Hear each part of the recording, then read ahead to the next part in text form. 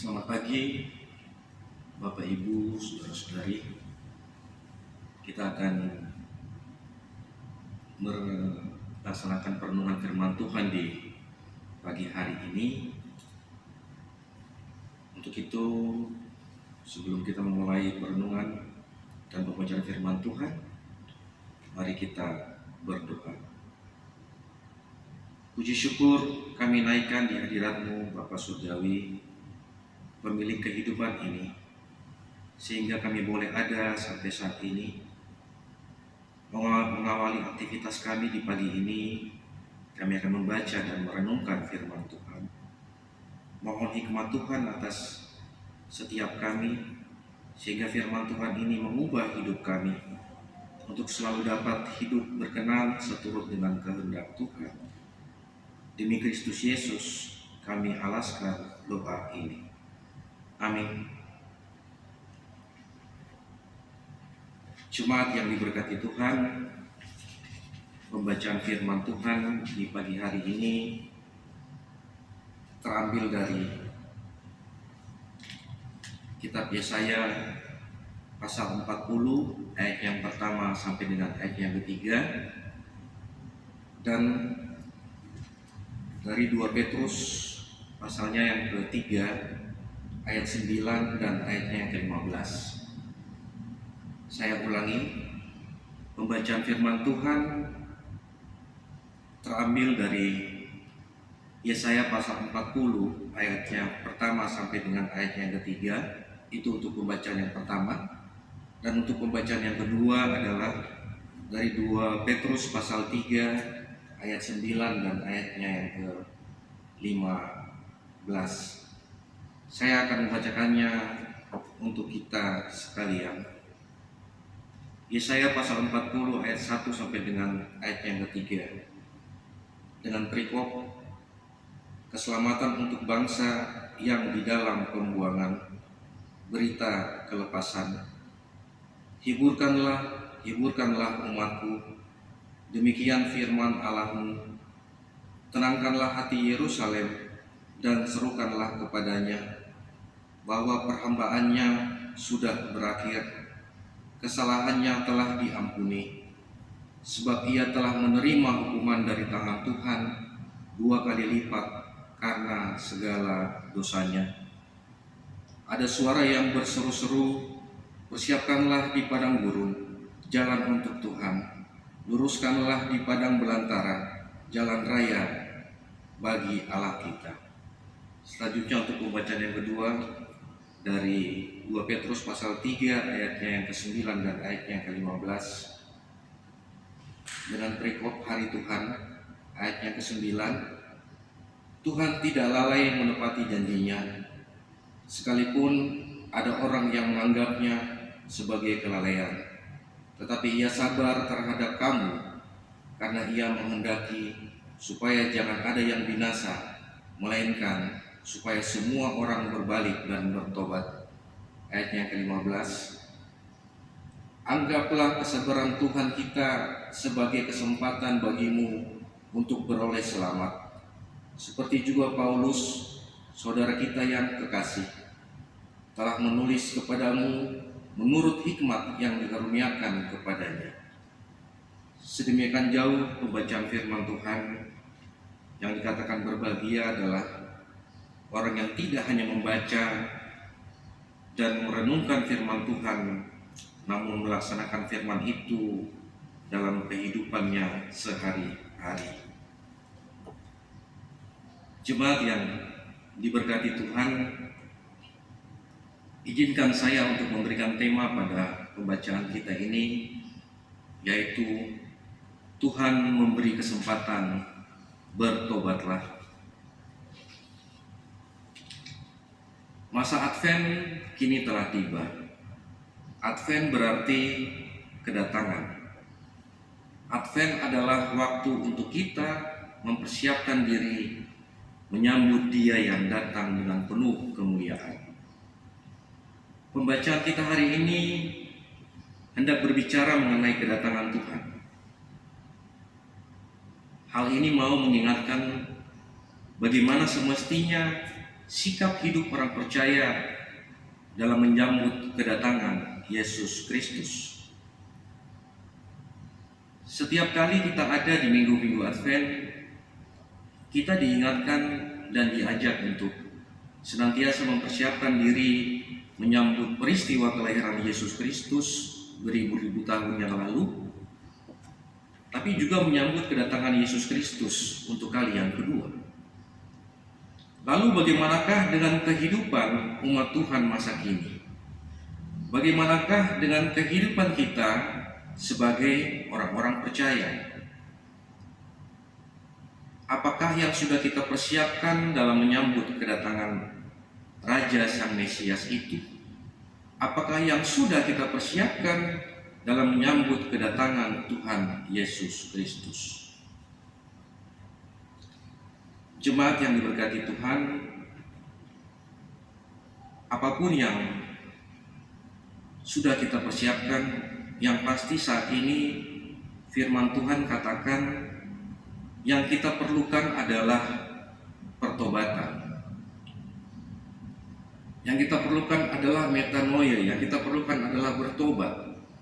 Itulah yang perlu dipersiapkan untuk menyambut kedatangan Yesus, Mesias, Raja Damai. Yesaya 40 ayat 1 sampai dengan yang ketiga. Hiburkanlah, tenangkanlah hati Yerusalem, dan serukanlah kepadanya bahwa perhambaannya sudah berakhir. Kesalahannya telah diampuni, sebab ia telah menerima hukuman dari tangan Tuhan 2 kali lipat karena segala dosanya. Ada suara yang berseru-seru, persiapkanlah di padang gurun jalan untuk Tuhan. Luruskanlah di padang belantara jalan raya bagi Allah kita. Ini merupakan nubuatan Nabi Yesaya tentang kelepasan yang Tuhan Allah anugerahkan ketika umat Tuhan bangsa Israel mau hidup dalam pertobatan. Tentang Yohanes Pembaptis yang berseru-seru di padang gurun Yudea. Bertobatlah sebab kerajaan surga sudah dekat. Demikian juga yang dikatakan oleh 2 Petrus pasal 3 ayat yang ke-9 tadi, bahwa Tuhan tidak lalai menepati janjinya, sekalipun ada orang yang menganggapnya sebagai kelalaian. Tetapi ia sabar terhadap kamu, karena ia menghendaki supaya jangan ada yang binasa, melainkan supaya semua orang yang berbalik dan bertobat. Berbalik dan bertobat, itulah yang perlu dan sangat penting kita persiapkan untuk menyambut kedatangan Yesus Kristus. Apakah kita sudah bertobat? Apakah umat Tuhan di negeri ini sudah bertobat? Apakah orang-orang Kristen di tanah ini sudah bertobat? Apakah orang-orang Kristen di kota ini sudah bertobat? Kalau belum, firman Tuhan memperingatkan, bertobatlah. 2 Petrus pasal 3 ayat yang ke-15 berkata, anggaplah kesabaran Tuhan sebagai kesempatan untuk beroleh selamat. Anggaplah kesabaran Tuhan sebagai kesempatan untuk bertobat. Itu artinya, kalau hari ini kita masih diberikan kehidupan, entah kita sehat, entah kita sakit, apapun itu, selama masih diberikan nafas hidup, jangan sia-siakan. Sebab itu adalah bukti kalau Tuhan masih sabar menunggu kita untuk bertobat. Itu adalah bukti kalau Tuhan masih memberikan kita kesempatan untuk bertobat, berbalik kembali kepada jalan Tuhan. Jangan menganggap bahwa hari-hari hidup yang kita lalui ini tidak ada yang mengaturnya. Jangan menganggap bahwa waktu hidup kita di dunia ini tidak ada yang mengaturnya. Jangan menganggap bahwa nafas hidup kita yang diberikan kepada kita tidak ada yang mengaturnya. Semuanya ada yang mengaturnya, Bapak Ibu. Siapa yang mengaturnya? Tuhan pencipta langit dan bumi serta segala isinya.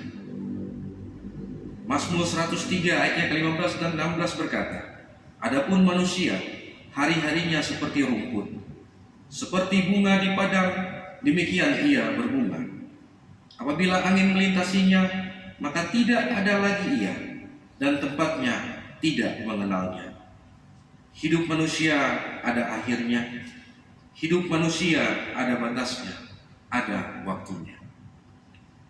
Oleh sebab itu, jangan terus bermain-main dengan hidup yang Tuhan anugerahkan. Jangan terus bermain-main dengan pelayanan. Jangan terus bermain-main dengan pekerjaan Tuhan. Jangan terus bermain-main dengan jam-jam sembahyang. Jangan suka bermain-main dengan persekutuan. Jangan terus bermain-main dengan kesenangan duniawi, dengan kenikmatan-kenikmatan duniawi, dengan pikiran-pikiran dunia yang sia-sia, dengan perkataan-perkataan dunia yang sia-sia, dengan perbuatan-perbuatan dunia yang sia-sia juga, dengan kesibukan dunia yang sia-sia, yang tidak membawa keselamatan. Jangan senang untuk terus bermain dengan dosa. Persekutuan yang diberkati oleh Tuhan. Jangan bermain dengan Tuhan. Jangan bermain dengan hari kedatangannya. Sebab firman Tuhan berkata, di hadapan Tuhan, satu hari sama dengan 1000 tahun, dan 1000 tahun sama seperti satu hari. Tuhan tidak lalai menepati janjinya. Artinya bahwa Tuhan pasti datang. Tetapi firman Tuhan katakan, hari Tuhan datang seperti pencuri.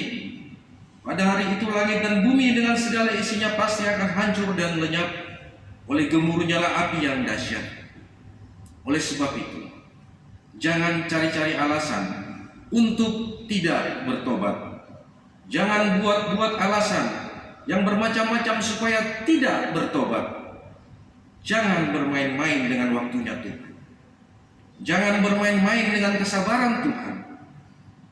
Jangan anggap remeh, anggap sepele kesabaran Tuhan. Sebab Tuhan pasti datang. Dan kali ini kedatangannya bukanlah sebagai bayi mungil yang lahir di Bethlehem, tetapi datang sebagai hakim untuk menghakimi orang yang hidup dan yang mati. Itu berarti kalau hari ini kita masih bernafas, itu tandanya Tuhan masih memberi kita kesempatan. Ambil kesempatan yang masih Tuhan beri itu, dan jangan sia-siakan. Bertobatlah, sebab Tuhan pasti datang. Selamat memasuki masa Advent dan mempersiapkan diri menyambut kedatangan Dia yang penuh kemuliaan. Amin. Mari Ibu Bapak, saudara-saudari sekalian, kita berdoa. Ketika kita masih diberikan nafas hidup, itu berarti bahwa Tuhan masih menganugerahkan kesempatan bagi kita untuk pada akhirnya kita hidup berpadanan dengan kehendak Tuhan. Mampukan kami ya Tuhan, sebagai orang Kristen yang tidak hanya tahu tentang ayat-ayat dalam Alkitab, tetapi kami tahu untuk menghidupi ayat-ayat ini dalam setiap aspek kehidupan kami, baik dalam sikap, tutur kata, dan perbuatan kami. Kami berdoa untuk sesama kami yang sakit, mohon Tuhan datang untuk mengurapi dan memberikan kesembuhan. Berdoa buat mereka yang berkekurangan, Tuhan cukupkan berkat bagi mereka. Buat mereka yang berduka, Tuhan memberikan penghiburan yang sejati. Bagi mereka yang sedang dalam pergumulan,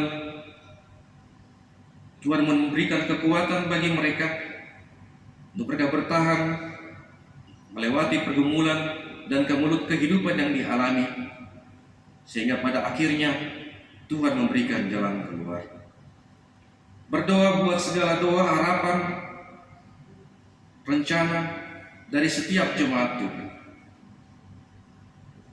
Bapa kekasih, Bapa surgawi, kami menyerahkan seluruh kehidupan kami mulai saat ini dan seterusnya. Biarlah senantiasa kami tetap berjalan dalam jalan Tuhan, dalam tuntunan kasih Tuhan, dan selalu berjalan dalam rencana Tuhan. Menyadari sebagai kehidupan kami dalam manusia ini, kami penuh dengan salah dan dosa. Untuk itu mohon ampunan Tuhan atas segala dosa dan pelanggaran kami. Terima kasih Tuhan, inilah doa dan permohonan kami. Di dalam nama Kristus Yesus kami berdoa. Amin. Demikian renungan kita di hari ini. Terima kasih, Tuhan Yesus memberkati. Shalom.